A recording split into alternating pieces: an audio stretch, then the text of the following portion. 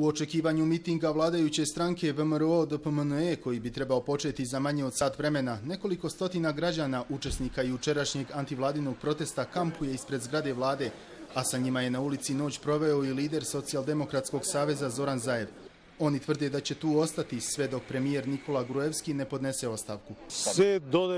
Nećemo napustiti ovo mjesto sve dok vlada ne padne, jer volimo ovu zemlju koju je vlada ukrala, jer želimo demokratiju koju su ubili, zato što volimo našu djecu koju su oni pokvarili.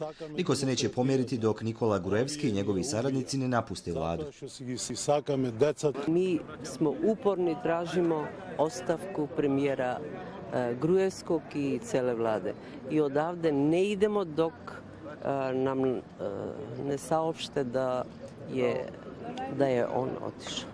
Uprkos teškim optužbama opozicije koja Gruevskog tereti za zloupotrebu položaja, nezakonito prisluškivanje građana, korupciju i teško ekonomsko stanje, on je više puta ponovio da neće dati ostavku jer to smatra kukavičkim činom. Kako bi pronašli način za prevazilaženje političke krize, održan je još jedan sastanak lidera 4 najveće političke stranke u Makedoniji. Sastanak je završen bez dogovora.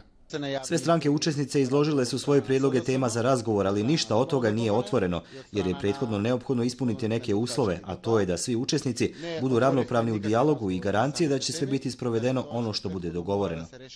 Naredni sastanak četvorke zakazan je za 26. maj, dok će Zaev sutra otići u Strasburg kako bi tamo čuo konkretne prijedloge za rješenje političke krize. O zbivanjima u Makedoniji pozabavio se i NATO. Prvi čovjek Sjevernoatlantskog saveza poziva na mirno rješavanje krize. Vjerujem da su mirne demonstracije dio demokratskog društva. Najvažnije je izbjeći novo nasilje, osigurati razvoj demokratskih institucija i da se u cijelosti primjeni vladavina prava. Moramo izbjeći eskalaciju krize i sukob u Makedoniji. Politička kriza trese Makedoniju gotovo godinu dana od izbora i povlačenja opozicije i Sobranja. Situacija je kulminirala nakon što je opozicija počela da objavljuje snimke prisluškivanih razgovora, koji prema navodima opozicije dokazuju kriminal vlasti i njenu zloupotrebu moći.